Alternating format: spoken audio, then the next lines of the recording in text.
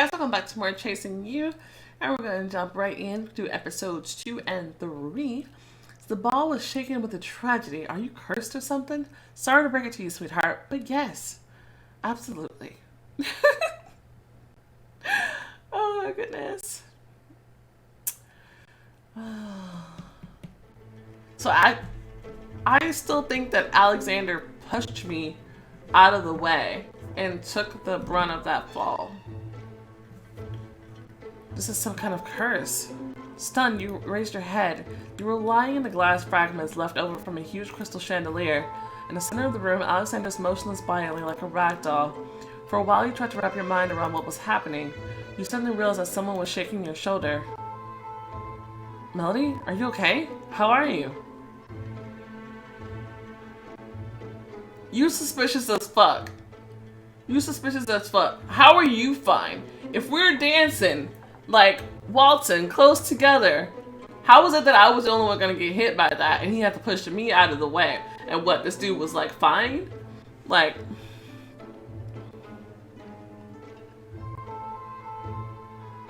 And he's supposed to be leading us and watching us. Or whatever. How come he couldn't lead me away from the freaking chandelier? Why did Alice get there first? Why didn't he get me out of the way first? Suspicious as fuck. You turned a blank stare toward him before jumping up and running to Alexander, pressing against his chest. I don't know him. Excuse me. Bye. We'll appreciate your devotion. Well, good. That means he ain't dead. Kneeling down next to him, you quickly assessed the situation. There was no blood and nothing looked broken. Suddenly he groaned and tried to roll over to one side. Okay. Afraid, you grabbed the hem of his jacket, helping him up. Damn. Have you decided to finish me off, woman? God, you're alive. You rushed to hug him, nearly slipping on a piece of the chandelier. Please call me Alexander. Oh, Melody, not too tightly. Sam knelt by your side and, grabbing the man by the chin, carefully looked into his eyes. Do you see me clearly? You're a little blurry. Do you feel like throwing up? What, am I pregnant? What year did Napoleon come to power? Don't go to hell. He's still able to joke. He'll live, but in my opinion, he has a slight concussion. We should call the doctors. At that moment, the local staff came running from all sides. Someone was apologizing while someone else was checking your condition. Someone called an ambulance, and someone already started cleaning up bits of the chandelier. Oh no, leave that down there! Don't start cleaning it up and take that for evidence! You may not believe it, but I know someone's trying to kill me. An excited Rachel and a calm Eve made their way through the crowd. Won't they stop the ball? Rachel and Eve helped you up, trying to get you out of the crowd. You were overwhelmed by the bustle. You were carried somewhere around the hall and only thought it was spinning in your head. Damn, he threw himself under that chandelier to save me. And if it wasn't for him, I would be dead? Someone needs to go to the hospital, Alexander. I can't get through that Frederick. I'll go. You still have things to do here. Fuck that! Somebody tried to off me! That would have been me! What things? My friend almost died. Melly, don't worry. I'll go with him. If it turns out that it's serious, I'll call you and you'll come. Sound good? Eve nodded under your menacing gaze. Rachel encouragingly crossed your palms and ran to the exit where doctors already gathered. Oh, what's shit to do with none of the people here? Sam wistfully looked at them. If I noticed the chandelier before he did, everything could have been different. So we would have had two of you injured instead of one? The man exhaled nervously. You don't know how it would turn out. Eve is right.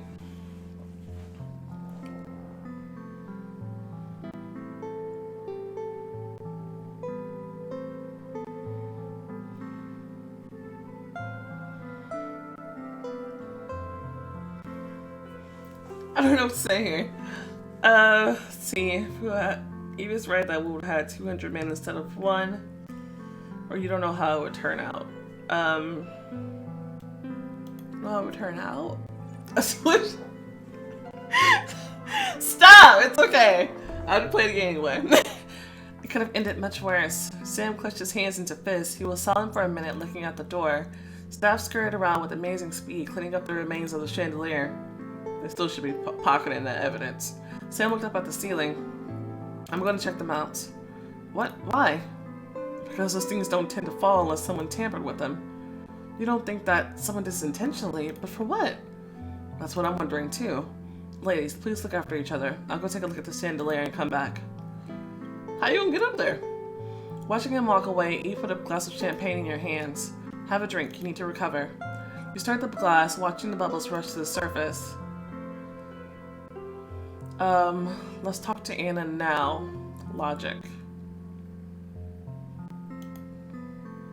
I'm afraid I won't have enough strength for it if we put it off any longer. Eve's eyebrows fluttered sympathetically, but she immediately shook off that sentiment. Very reasonable, Melody. Let's go. Navigating through the crowded hall, you move to the other end. Only Anna was sitting at her table. Miss Harris, Eve, I'm extremely glad that you were unharmed. She looked at you like a stern but caring grandmother. To see that you managed to even keep the dress intact. Incredible luck. May we sit down? She gestured to the chairs invitingly. You sat down intertwining your trembling fingers on your lap. You're amazingly good at keeping it together for a person who just had a chandelier fall on them. Little life troubles. Can't allow a measly chandelier to interrupt my business plans. You impressed Anna and earned your first entrepreneur point. Entrepreneur point? What is that? Wait, the woman's piercing gaze fixed on you for a while, then Anna sighed. You know, Melody, I was really scared when the chandelier fell. Were you now? I thought that even a tank would scare you. Maybe we should postpone the negotiations until another time. I'm afraid now it'll be difficult for me to concentrate on business. She said that I look bad and I better go. I will be offended. But I have nothing to answer such a statement. Of course, Mrs. Popovich. How can I contact you? Eve will help you. What's that? You got up and smiled politely the moment you're about to leave. Can I ask for Eve to stay for a few minutes? Suspicious. Yes, of course. Looking at your assistant in surprise, you return to your table. The champagne in your hand slowly warmed up while you stared off into space. Someone's hand softly landed on your shoulder. Your entire body twitched, causing you to spill some champagne on the floor. Damn. Do I really look that bad? He intercepted the glass and put it on the table while looking into your eyes. How are you?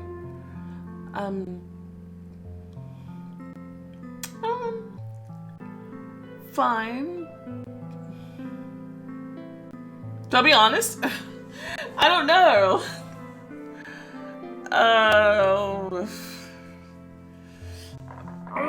Do it.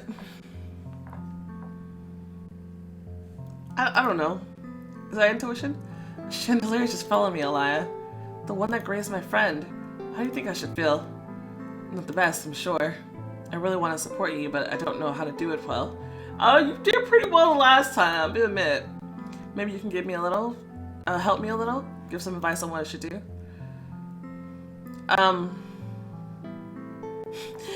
We'd steer clear of like hugging and kissing this dude, for real.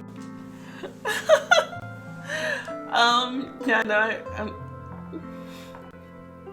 I don't know, I can handle it myself. He sympathetically pursed his lips and frowned. You know that it isn't necessary to always act strong.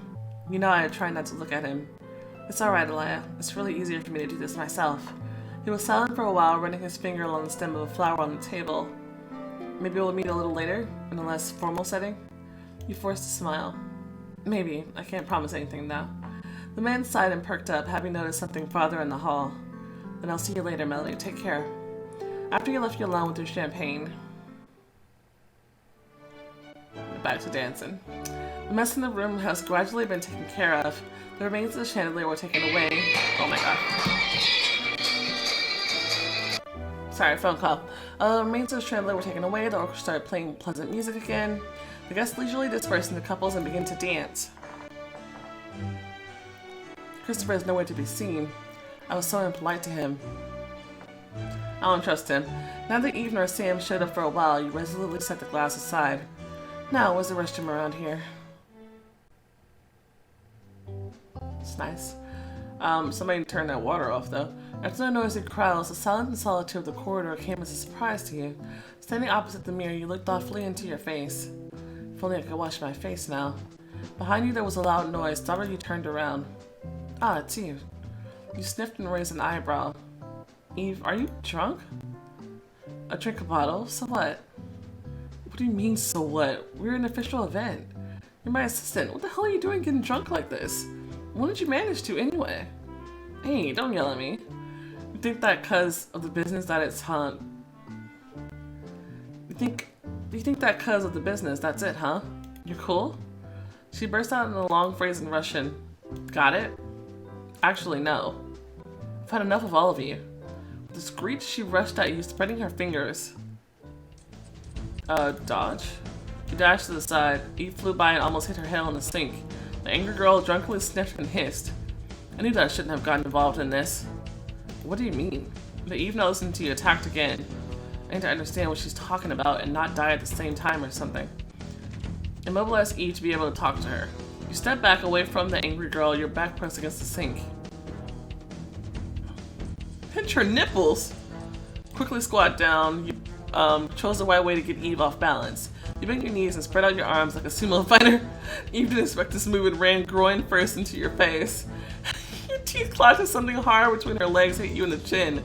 With a gasp, the girl fell to the floor. Slightly stunned, you fell on top of her. With drunken movements, Eve waved her hands through the air, trying to hit you. What to do? Pin her down? With a sumo-like movement, you collapse on top of her. Why am I doing sumo wrestling? She gasped, trying to get up, but her hands parted under your weight. Is this her way of calling me fat? Pinned down by your body, Eve calmed down a bit, and you allow yourself to relax. In one surprising flexible movement, Eve shook you off, and the next second was on top. Her nails reached for your face. Discourage her, lose consciousness, or silently resist.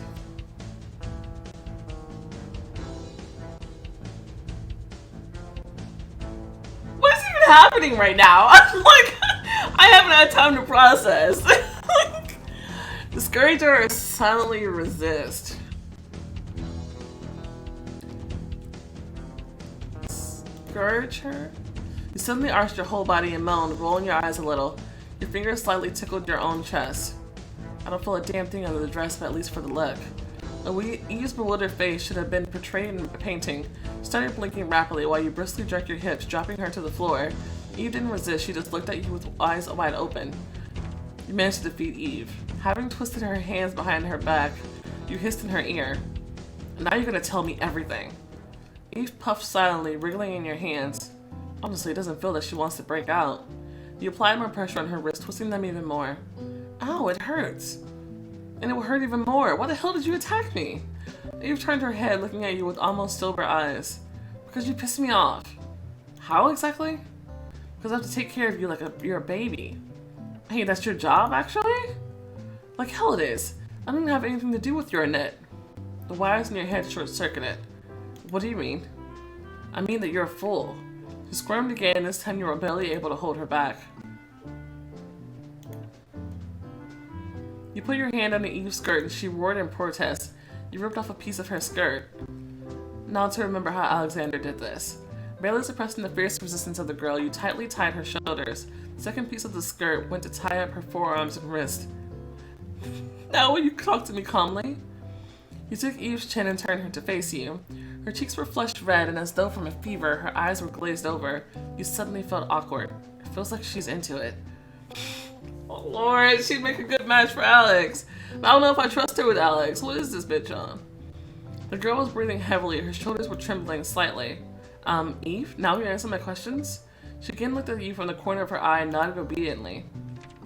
Oddly enough, your relationship with Eve has improved.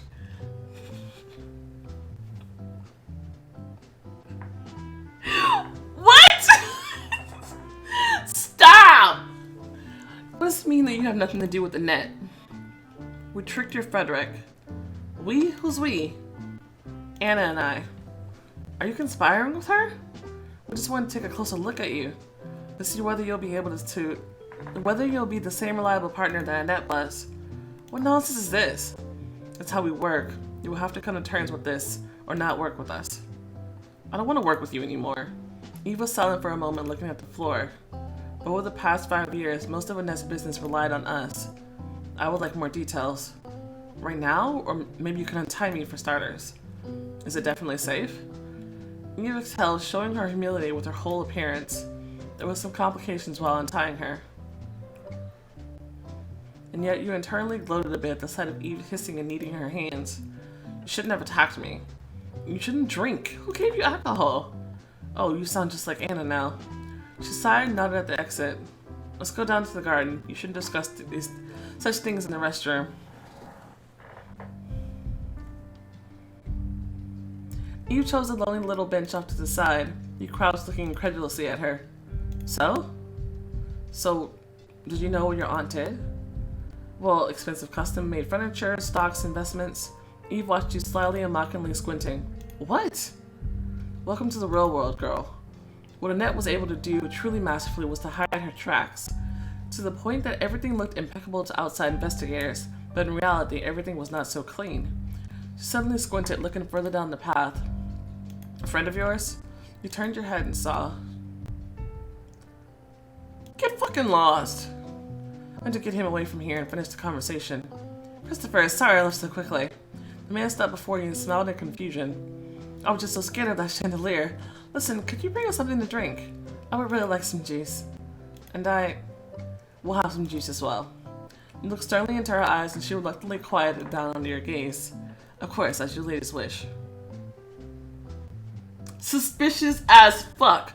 Throwing one more incomprehensible look at you, he went towards the hall. Didn't it seem to you that he was acting strange? I think there might be an explanation for this. For example, a chandelier that almost fell on our heads. Most likely he's also still in shock. Nah, that's not my explanation, but sure. Eve shrugged as she watched the man leave. You said Aunt's affairs aren't so clean. Seems to me that you were not at all interested in her affairs. Your cheeks suddenly became very hot and there was a stabbing sensation in your temples. I don't want to discuss this. Melody, what do you mean you don't want to discuss it? Christopher, you're so fast. Where are the drinks? The man froze, his eyes darting around. The drinks? Yeah, the drinks, bitch, that I asked you to go get! That you weren't getting while you were sitting here snooping on us. Piece of shit! I knew it! Juice. Wax for juice, Christopher. Are you too stupid? Juice. Yes, juice. I'll bring it now. Yeah, you bet you will. Well, bitch, get out of here. Turned around and moved back to the ballroom. Something is definitely wrong with him. Eve thoughtfully ran her fingers on the back of the bench. Everything you say doesn't justify your attack on me. She exhaled gloomily and her face took on a kind of sour expression. I don't like being forced to do something, but they forced me to deal with you. Who, my aunt? My grandmother, Anna. Several minutes she was silent, trying to cross-reference the facts. Your grandmother is Anna Popovich, Annette's partner. That's right. You weren't Annette's assistant. You and Anna deceived everyone. You wanted to see how reliable I was. Correct. Are you Russian? Eve grunted, putting her hand on the back of the bench. Only half Russian. My dad was Chinese. Was? It's complicated. Ladies, your juice. Why are you walking around here all the time? Christopher, thank you. I was so thirsty. You gallantly took a tall glass from his hands. For some reason, the man smirked with a wide Cheshire cat smile.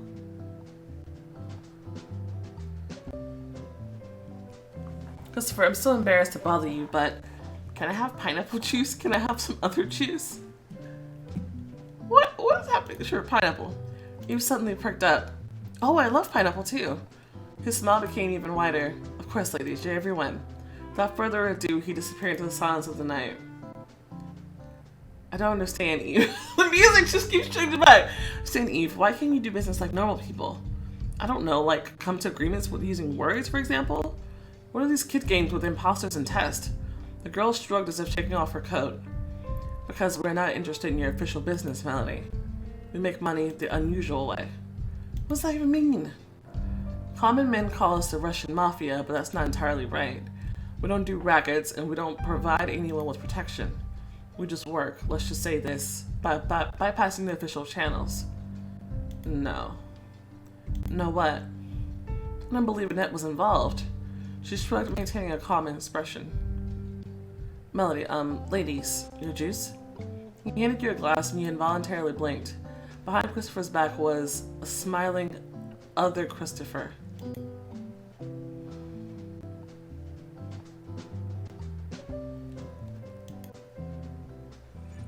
Either I'm having hallucinations or there are two of you. Christopher, who was holding out a glass for you, turned around to the Christopher standing behind him. You again? You shouldn't curse and should instead introduce me to these charming ladies. And you, as if you can't introduce yourselves. No, I'm waiting for you. Hey guys, you either go back to being one person or really introduce yourselves. Your head was spinning too. Please forgive us, ladies. Let me introduce you to my ill-mannered brother, Edward Cadigan. Edward, this charming lady on the right is Miss Melody Harris, and on the left, he hesitated slightly and cast an imploring glance at you. My assistant, Eve Skye. Ladies, this is an honor for me.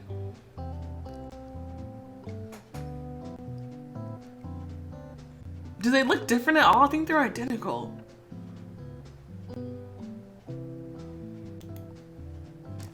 As a greeting, he handed you both glasses of juice. Forgive us, gentlemen, it's so easy to confuse you. It's an extremely awkward situation. Nonsense, I'm extremely amused by this. Miss Harris, are you the cursed lady of House Harris? Surprisingly, your face was so apparent that he laughed. Excuse my brother's stupid curiosity. No, they look exactly the same. His eyes implored his brother to be less callous. No, now I'm very interested. They say that when the head of the Harris family changes, all sorts of misfortunes follow. My condolences, by the way. Only if the head of the family isn't married. Is that why she wanted me to get married? He pushed his brother with his elbow as if trying to get him to shut up, but I'm sure Miss Harris is fine in that sense. Then Miss Harris was just out of luck with that chandelier, it happens. The man bowed his head, his eyes lightly mocking her. We are all incredibly glad that you didn't get hurt. Suddenly Eve's lips touched your ear. Should I take them away? You nodded barely noticeably, masking it and adjusting your hair. Gentlemen, have you seen the sculpture at the end of the garden? Grabbing them both by the elbow, she cheerfully dragged them away from the bench. You exhale as you relaxed in the hard seat. All this is... stupid. Damn, did you get this from a fortune teller? The phone in your purse vibrated, demanding attention. Hello? Hello, beautiful. Oh, Rachel, how's it going? Let me tell you in person. Where are you? Sitting on a bench in the garden, from the exit to the right and to the end. I'll find you now. After a few minutes, Rachel joined you on the bench. How is he? They wanted to gag him because he was joking too much. So he'll live then. If the doctors don't kill him, yes. Tomorrow morning he'll be back at the hotel. You exhaled calmly and closed your eyes. Only now as you feel how tense your shoulders have been all this time. Rachel's sympathetic gaze stayed fixed on your face. It hurts me to see you in this state. She opened her hands like warm wings, inviting you to hug. Oh. Accept the invitation is, I guess, is a thorough, more passionate hug, and we want a friendly hug. It's 8 gyms. Surely it's not that bad. I gotta stop going about what the price of these gyms are. You readily dove into her outstretched hands. She covered you with an invisible warm shell. A light spring wind ruffled your hair and wafted Rachel on the shoulder. Her cheek pressed against your head, her sensitive fingers stroking your neck. Running a fingernail along the necklace, she smiled sadly. He gave you a magnificent gift. It's a pity that I didn't think to thank him somehow. Take your time. You'll get your chance. This isn't our last day together. I hope so, Rachel. I hope so. Throw that nonsense out of your head right now. She leaned closer to you and pressed her forehead to yours. What to do? Continue hugging. You again stubbornly ducked into the protective cocoon of her hands. Rachel didn't mind. Wrapping you tightly in her arms, she pressed her chin to your head. The stars above you winked sleepily at each other. You breathed slowly, feeling the rhythmic beat of her heart. Finally, you gently straightened up, and then you received a whipping blow from the wind on your back. A thin cry of violin came from the windows of the ballroom. To be honest, I don't really want to stay at the ball. Me neither. We need to find Sam and leave. You got up and moved back to the hall. You found Sam pretty quickly. His gloomy face did not bode well. What did you find? Nothing. I mean, absolutely nothing. It feels like the stupid cable really broke on its own. And what if it did? If it did, then this is the most stupid coincidence in recent times. And I don't really believe that. Or maybe we can get the police? They already took away most of the evidence. Sam darkened even more and you bit your tongue. I'll try calling Goodman, but he shook his head, staring thoughtfully out the window. Sam, Rachel and I want to go to the hotel. Let's go, huh? He reluctantly nodded and looked up again at the remains of the suspension of the chandelier. Hope it's really just a stupid coincidence. After a quick phone call with Eve, you headed for the exit.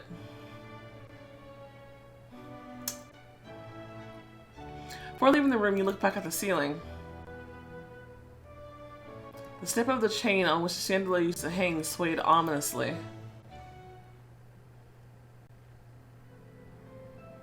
When you woke up, the room was absolutely quiet.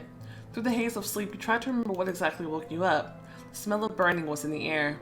In response to this spell, your stomach tightened painfully. You took a deep breath several times and exhaled, trying to put your thoughts in order. No fire. I just haven't lived down the Vincent's mansion yet. You slowly got up and reached out to the lamp switch. And if something from the wire is short-circuited? This thought made your insides sink a bit. Right, stay calm. Think, Melody. Use your head. You took the phone in your hand and turned on the flashlight. I should inspect the sockets, lamps, light switches. Sockets? On trembling legs, you walked along the wall. Having carefully examined and sniffed out each outfit, you didn't find anything suspicious. Alright then, the...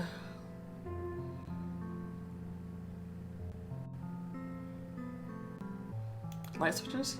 One by one, you examined all the switches on each wall. Only the bathroom switch caught your attention. It looks like it was taken off recently. Was it for repairs? Maybe someone tried to repair it but failed to fix the problem. Decisively shaking your head, you went to the table and picked up the telephone. So, in the end, if the hotel has wiring problems, why should I suffer? For the kind of money you charge, you could at least keep the rooms in order. With the 3 long beeps, the phone was picked up. How may I help you? Good evening. I apologize, but it smells like something is on fire. On fire? Yes, I'd like it to be fixed. What should I do? For a few seconds, the person on the other end remained silent, and he suddenly wheezed. Burn.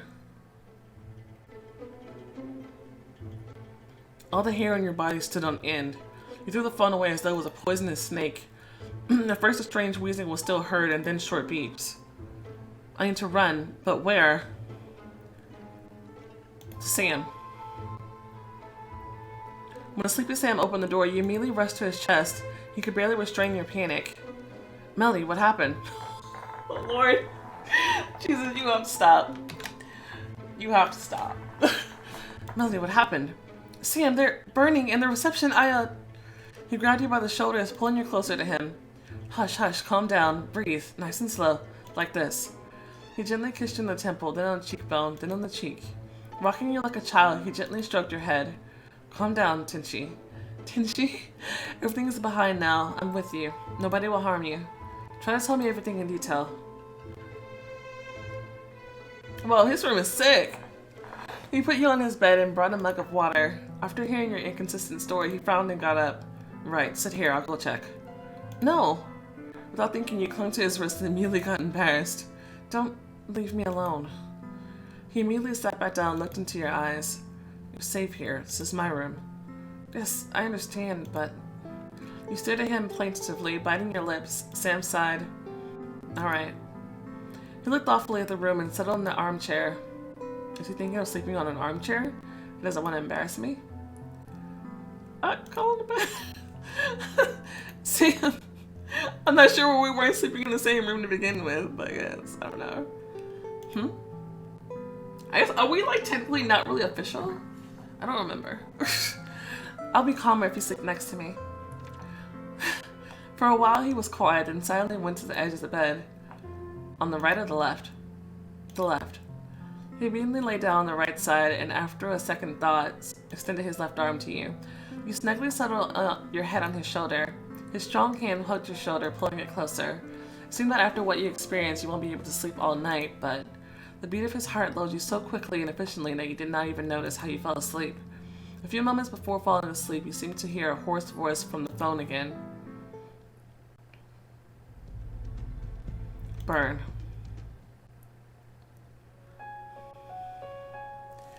That's so strange. Says, can't you solve the problem? Well, then you can always run off on it. Always run off on it. What? What's going on?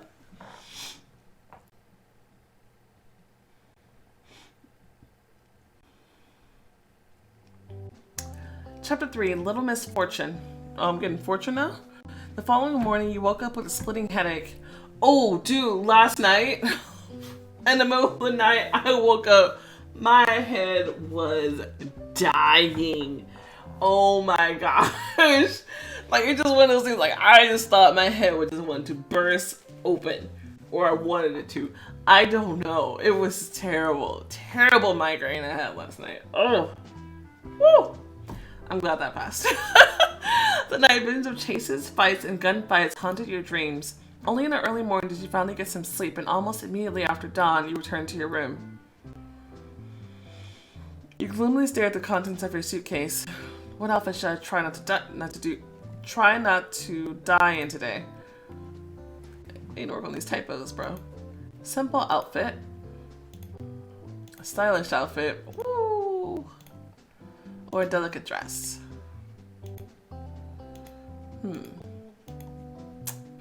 This one is very cool. Very, very cool.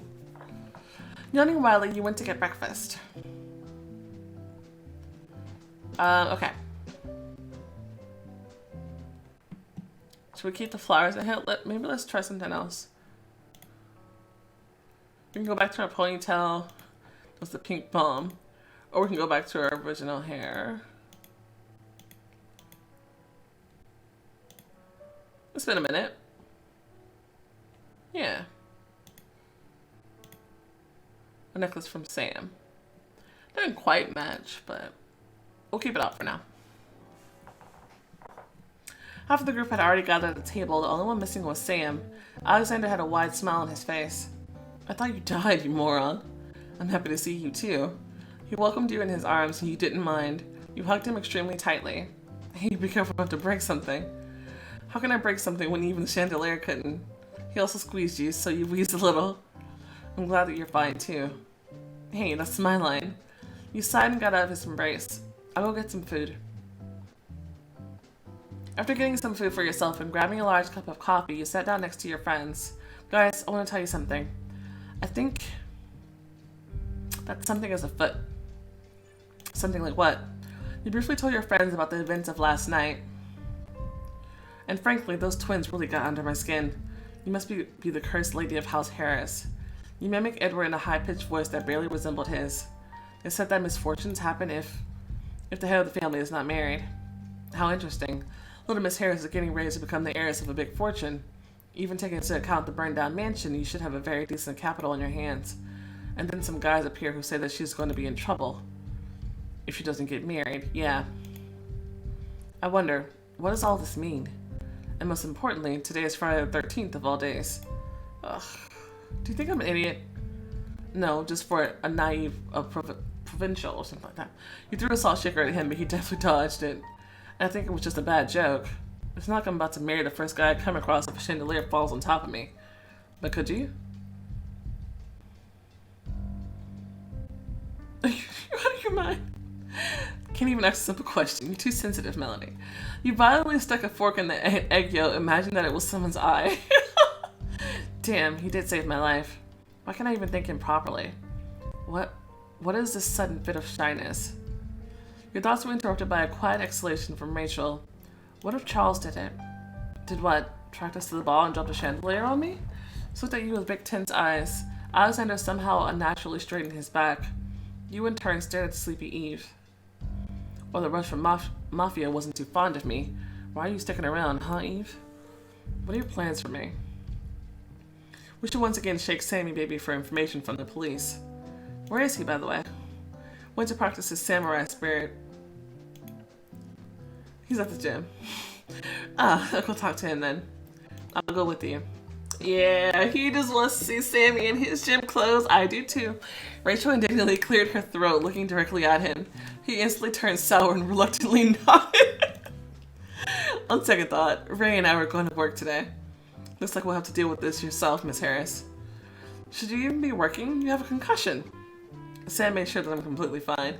He grinned, seductively biting into a tomato. Stop flirting with Sam! If you can ask for the date without me. I'll manage somehow, thanks. Set the plate aside after the mention of Charles, you suddenly lost your appetite. 3 pairs of eyes followed you until the very exit. To find the gym, you had to wander the corridors for a bit.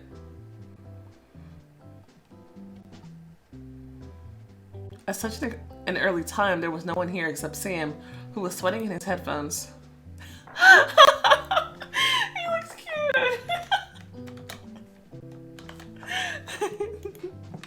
He looked out the window, lifting the dumbbells with his right and left hands. He admired the muscles rolling under his smooth skin.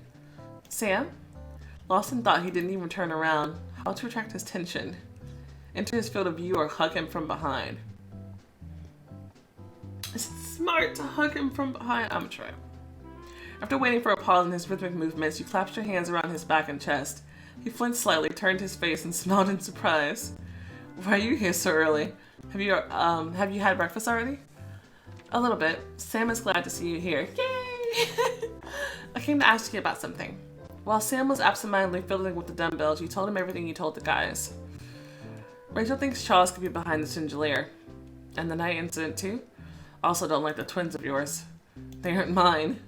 Doesn't matter. For some time he thoughtlessly rolled the dumbbell back and forth with his foot. Goodman called me in the morning. I was fired. Oh god.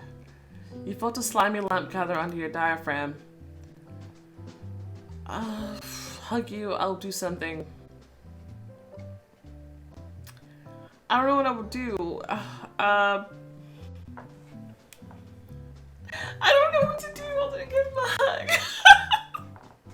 I don't know. That sucks. Oh man. Jeez. I don't know. Okay, it's improved. I'm sweaty and nasty. You talk too much. Come over here. With a soft smile, he drew you to his chest. Thanks. Your support is very important to me. You carefully wrapped your arms around him as if trying to squeeze them against yourself as hard as possible. Sam, maybe we can do something? Like what? Well, I don't know. I'll talk to Gutman to... You stopped short and bit your lip. To the commissioner? Yeah. Sorry to say this, but you have no influence like Annette did. You can hardly help me. He picked the dumbbells up with a sigh and carried them over to the stand. Also, Goodman already asked me to meet him today. He said he has a suggestion for me. I'm coming with you. He surprisingly raised an eyebrow and nodded. And what about this colorful humor enthusiast? He's not going to tag along? He and Rachel have some business to do today. Sam instantly cheered up and readily looked at his watch. There's a couple more hours before the meeting. There's something I also want to discuss with you. Under his gaze, you showed us somehow straighten themselves. You have no idea how to protect yourself, and taking into account your situation, that is necessary. Are you just going to take a couple of self-defense lessons? Will it help?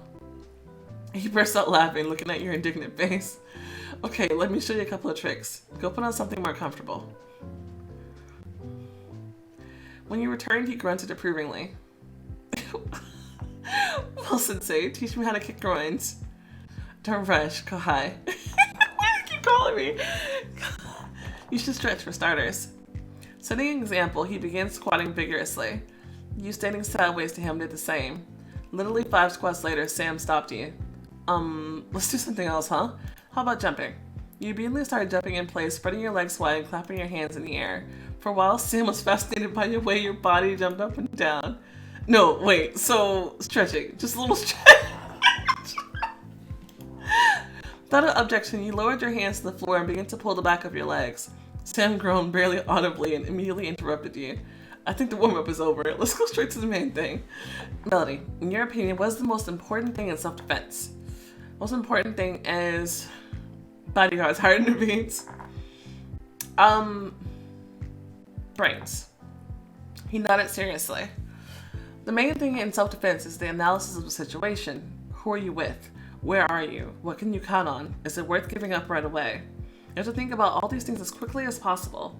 You're a little girl, so your main weapon is psychology. The longer he spoke, the calmer he became. His shoulders straightened, his voice became lower and more confident. So let's try the opposite. Attack me. He stood up, spreading his legs widely and slightly bending his knees. How to attack. Distract and kick. Kick in the jaw. Hit him in the groin. Distracting kick. Oh, look, a bird. Sam Martian eyebrow was slightly turned his head with a short yeah. You threw your fist forward and you almost slammed nose first into the nearest exercise machine when Sam dodged to the right. His hand caught you under the chest just before the collision. As you can see, the identity of the striker matters. Who he is, or an experienced criminal, or just an angry punk. You puff, pushing his hands away from you. Ooh, you set me up, you bastard. His lips smeared your cheek when he barked a laugh. Well, it's so easy to piss you off, Melody. It's dangerous to show emotion in a fight. Sliding his hands along your ribs, he carefully put you up on your feet. Confuse your opponent by acting hysterical, but stay absolutely calm within. Or conversely, talk to him on equal terms and don't show an ounce of emotion. How do you know when to use which method? Unfortunately, there is no universal recipe. You have to look at the situation and focus on the behavior of the enemy. Your main weapon is calmness and self-confidence. He gently laid his palm on your shoulders, looking into your eyes. Remember, no matter what happens, you are not a victim. And one more thing, street fighting has no rules. Nobody expects you to be noble. Knock out the enemy and run right away. So, can you show me how to knock someone out? Something tells me that you can do that without my help. For some reason, you remembered your fight with Charles in the library. You felt uncomfortable. It's also unlikely that anyone will hit you in the face. His fingers slid down your throat, lifting your chin up. Not this incredibly cute face. Oh, what about Eve last night? But twisting your arms and dragging you away is still a given. But what will be harder for you is to get out of the grab. Do you think someone would want to kidnap me? No, but you can't shut up paranoia. Slowly, impressively, he twisted the edge of your t-shirt and pulled it towards himself. Your face almost met his. You felt his breathing become more frequent, and he even seemed to pull back a couple of centimeters. Then his eyebrows frowned slightly, and he pulled you over again. What will you do if you get caught by your clothes? Tear the clothes off.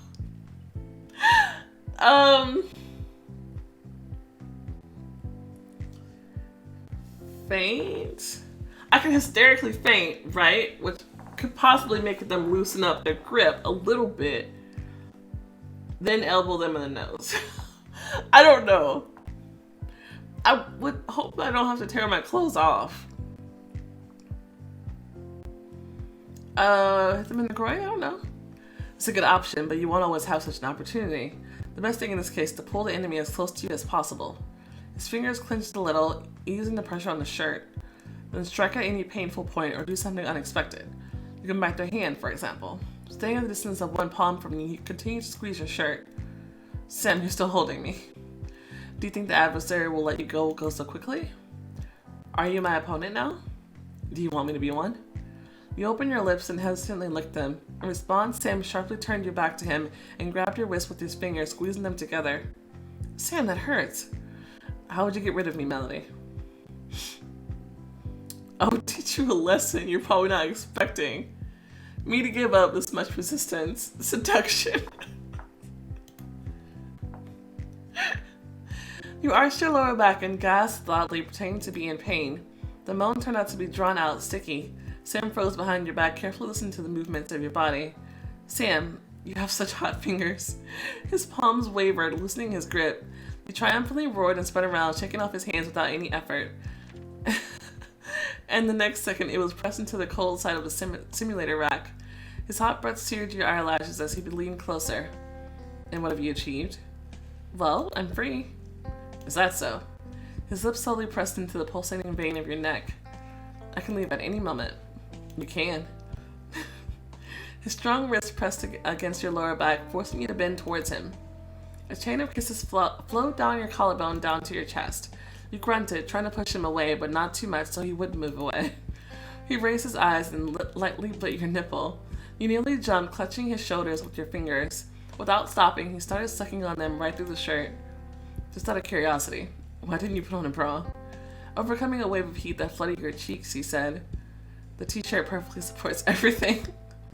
Yeah, I like that. He roughly squeezed your chest through the fabric without breaking eye contact.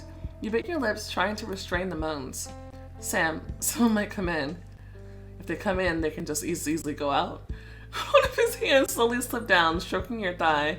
Clutching his fingers on your butt, he exhaled with satisfaction.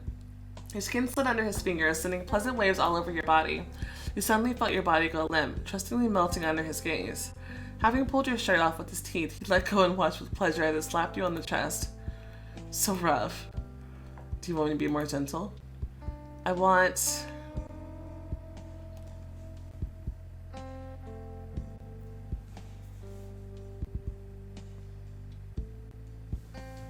I don't know. What are you asking me?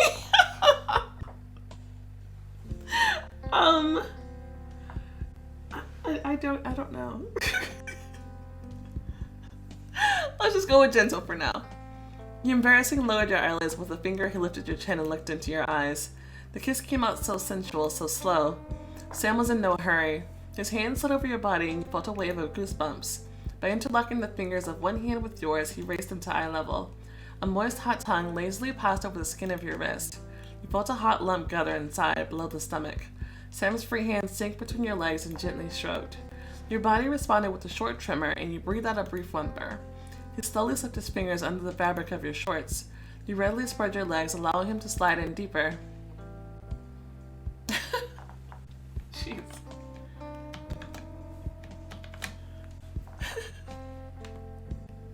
Your body told you that you were ready to receive it, and he felt it too.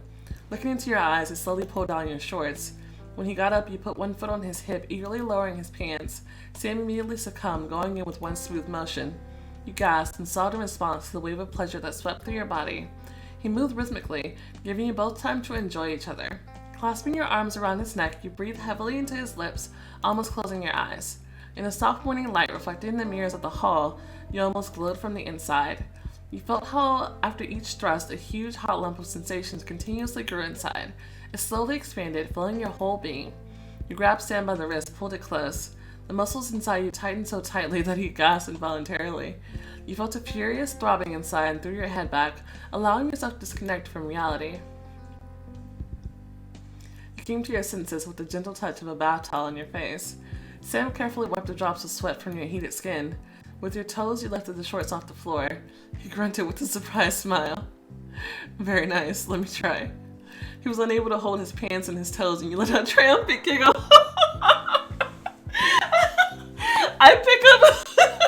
I pick up clothes like that all the time. You should practice more. I'd rather practice something else. He softly kissed the edge of your lips.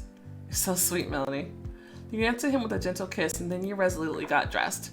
Sam took a quick look at his watch. I hope we're not late for the meeting with Goodman. Not yet, but we shouldn't waste any more time. Let's get changed and meet downstairs. You saluted him and went up to the room upstairs. You swept around the room like a small typhoon, restoring your appearance. So one last look in the mirror. Hurrying to the wall, you suddenly caught your foot on the wire of the lamp. Oh, damn it. Throwing your hands forward, you delayed your fall, grabbing the mirror frame. Torn off its hinges, the frame fell to the floor with a deafening noise. Your own face, broken into dozens of fragments, looked at you from the rickety frame. You stepped back, nervously biting your lip. Well, that's a bad helmet. Well, to hell with it. I hope nothing bad happens. To hell with it? You pursed your lips and resolutely shook your hair. Stupid mirror with the stupid superstitions. I'll just call housekeeping. Leaving the room, you cast a last look at it. The fragments of the mirror gleamed ominously on the floor, dividing the room into shards. Sam was waiting for you at the stairs and immediately led you through the restaurant. Let's get out of here. Let's get out through here. For some reason, the taxi drove up there. Having busied himself with the telephone, he thoughtlessly walked past the room and went out.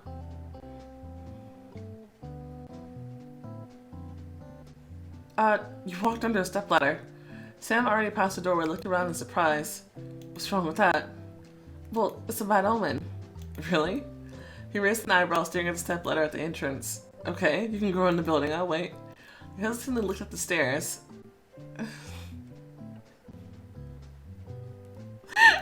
Just go. I just told you about our little British omen. You should have studied the culture of the country you lived in a long time ago. Sam grunted and grinned before staring at the phone again. Sitting on the terrace, he thoughtfully stared at the gloomy profile of the tower. What a gloomy place. How many people died in there? They say that at least 1,500 bodies were buried in the cellars. but the tower is part of our history, our legacy. You know, there is a belief that the tower and the crown will collapse when the last raven leaves the tower. Ravens live there? Yes, they're specifically kept there.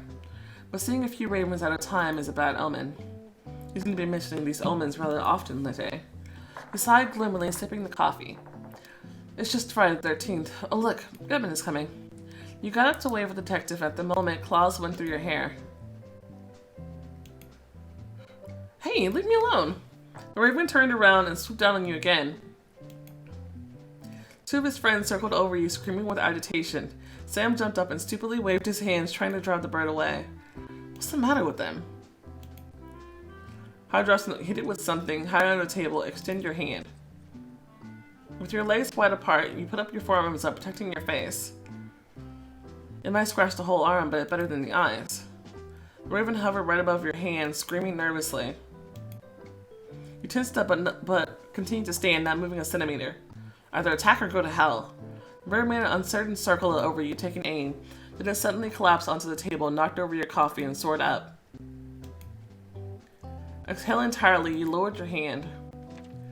People appreciated your courage. That was smart, Melody, but what was wrong with them? Probably wanted to still make coffee or convey a bad omen. Having sunk back into your chair, you just stood for another coffee. Miss Harris, Sam, what an interesting show. Hello, Mr. Goodman. Gilbert, I'm glad to see you. The feeling's mutual, baby. Baby, have you been talking to Alexander? No, it kind of stuck since then. He happily sat down in the chair, and for a while you chatted about all kinds of nonsense. Finally, you decided to move on to important issues. Detective, tell me, what's up with Charles? No information yet. We had a lead, but we stupidly lost it.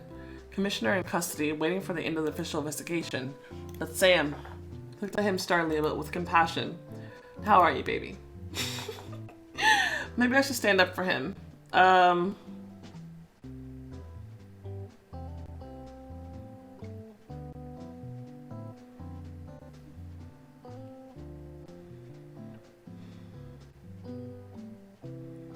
Stand up for him? In what way?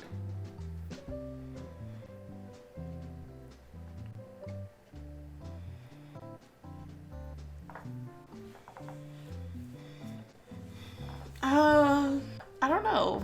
What does that mean?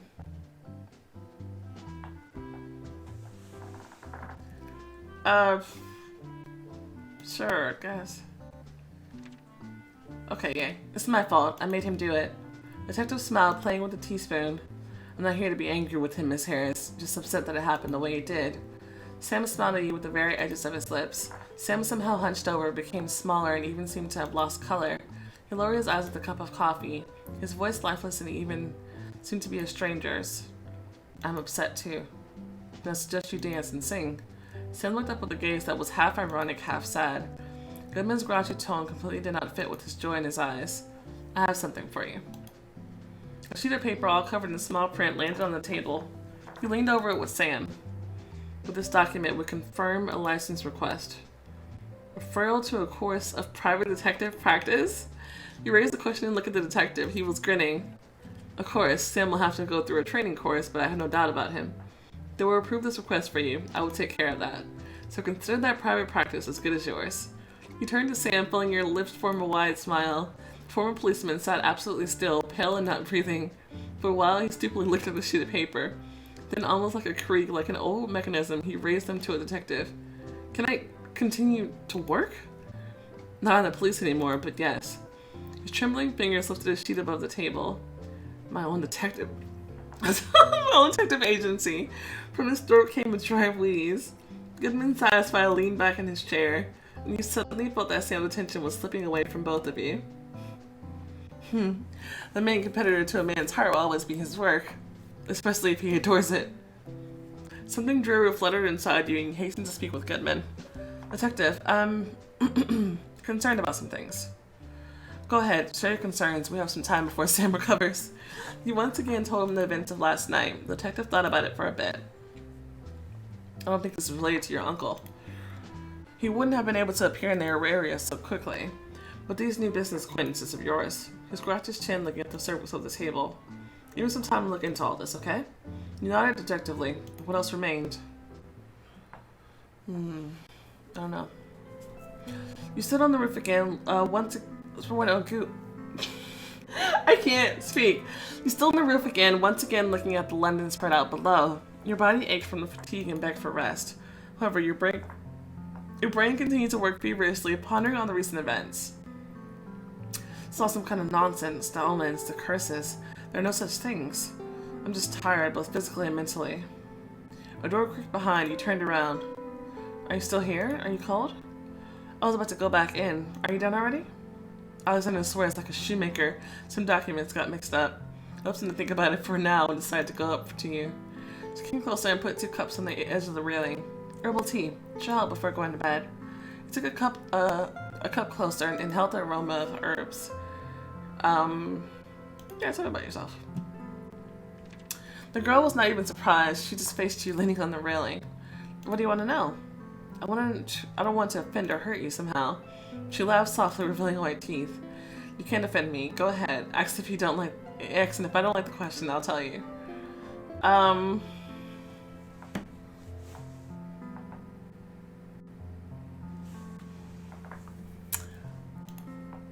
She giggled again, sipping her tea relaxedly. You're asking the wrong question. I never felt like a boy. I was always a girl, just my body, it wasn't aware of that. And the people around didn't understand that either.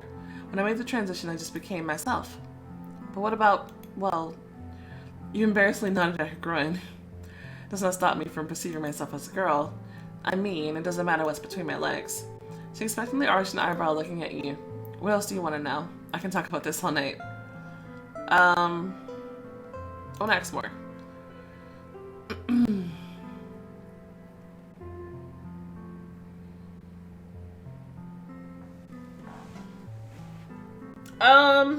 I don't think it's because of Alexander.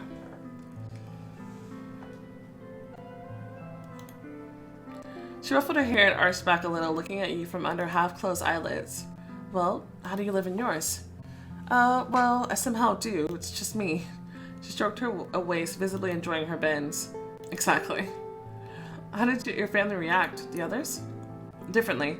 Some fully supported me, some turned away. Her gaze stopped at the distant Ferris wheel, but I did not expect understanding from everyone. The main thing is that my parents supported me. Well, and Alex. He even went to the hospital with me. And his stupid things, right? He said that I wouldn't be able to run away from the nurse if I slapped her butt. And? Well, I did run away, but Alex didn't. You burst out laughing, imagining a nurse wailing Alexander with a stethoscope. Rachel also smiled, watching you. What else do you want to know? I can talk about this all night. I mean, if I can ask more questions, I'm just gonna ask them all. Yes and no. I've been in love with him since I was 9, that's true. But I always respected his views on sex life. And he always would answer me with absolute respect. But he probably always joked with you. Oh yes, the number of gay jokes from him at some point went way beyond decency. But we were teenagers, it was natural. She thought tapping the potted ficus with her food, but I would have made the transition with or without him. He just always made me bolder. He never cared about the rules. She shifted her gaze from the night city to you and smiled. Might as well just ask the last question. Rachel found her in surprise and shook her head. There is no previous life, Melody. It's as if you lived with a constant sense of the unreality of what was happening, and then everything suddenly fell into place. I've remained the same, my life has remained the same. It's just that the discrepancy between what I think of myself and what I see in the mirror has ceased to bother me. She stretched her arms up, stretching her muscles with pleasure.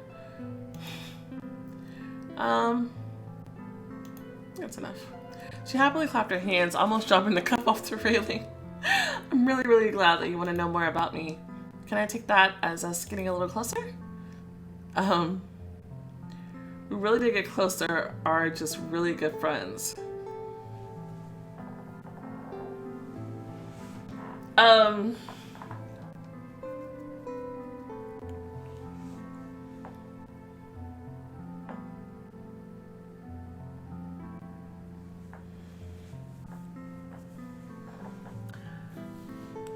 I don't know.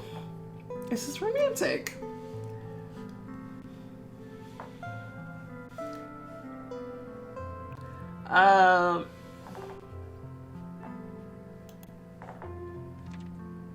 thought you felt it. She smiled tenderly, covering her eyes. Even so, hearing you say that is nice. Uh-oh. Well, you could have guessed, too. The girl turned her slightly weary eyes towards you. Melody, you're such a strong girl, very sturdy. From the outside, it seems that nothing can break you. You nodded thoughtlessly, looking into the abyss of London's grinning mouth. And you forget all the time that you have people who hold you very dear. You turned your head to her, inquiringly raising an eyebrow. What, Ray? How am I dear to you? We haven't even known each other for that long. Personally, this was enough for me to see a good person in you. Apparently, Alexander and Sam did too. For a while you were silent, then you felt your lips stretch out in a smile. Rachel didn't expect an answer. In a peaceful, willing silence, you looked at London and drank tea.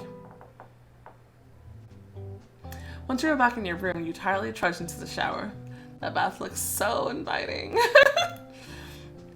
Water just hit your shoulders, helping to relax all your muscles. The light blinked. You raised your head wearily. What problems again? Having got out of the shower, you went and tried to unlock the door. It won't open. Damn, is the lock jammed? At that very moment, the door was hit, and then again and again. A wave of goosebumps ran along your back. Burn. Right, calmly, breathe, just breathe. Your gaze swept through the bathroom, snatching interior details from flashes. Someone is simply joking, just kidding, I gotta... Call Alexander. Look out the window. Knock back. Call Alexander on my phone. Do I have my phone with me? Why am I looking at the window? What if they burst in and push me out of the window?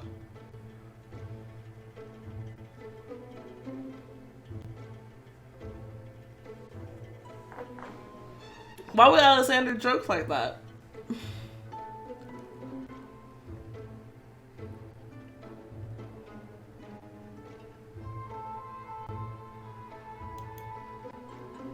My phone. I took the phone with me, right? The knocks on the door seemed to get louder and more frequent. You swallow, hysterically tapping your hands on the shelves. I took it. Come on, I know I took it. Outside the door, a terrible drawn-out wheezing could be heard. You sobbed, sitting down on the floor, and suddenly felt something hard with your buttock. There you are. It fell. Now, the beeps of the call seem to multiply within your head. Do you even know what time it is? Alexander, someone locked me in the bathroom. I'm scared. You didn't hesitate for a split second. I'll be right there. Stay on the line. Don't hang up. You breathed heavily, listened to how his steps rustled on the other end. Covering your eyes, you listened to them, only them, disconnecting yourself from the whole world. Suddenly the door swung open with one furious motion. You screeched as you recoiled to the side, and fell straight into Alexander's wide embrace. Hush, girl, hush. He rocked you like a child, keeping your body from shaking in hysteria. Someone was knocking, pounding on the door, and the light... Yes, I can see the light. Let's get you out of here. Pulling you closer to him, he slowly walked away from the room. Your legs could barely support you for the fatigue and horror. The man sighed and effortlessly picked you up. Look at me. I'm here. I'm with you. Come along. I'll make you some tea. A warm light glowed in Sam's room. Your teeth rattled on the edge of a cup of hot coffee. The men frowned, looking at each other. I don't know who it was. I thought you would see them. They seemed to know that we were coming to help you. I'm willing to bet they hid someone follow down the corridor. But they told me yesterday that I was cursed, Alexander. We were all cursed from the moment we knew you. To hell with all these curses. These kind of things are done only by human hands. Do you think it could be Charles? You shook even harder. The mug almost fell out of your hands. That's it. Enough.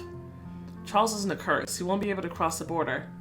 Pack your clothes. We're going to Sweden. I'll introduce you to my mom.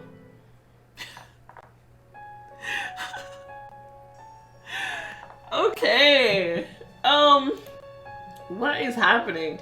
And honestly, I would have left that hotel from the other night. Let's see what we've done.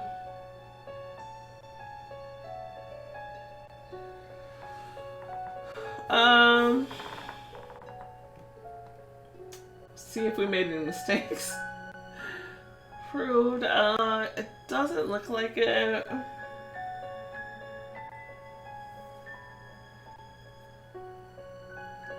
Okay.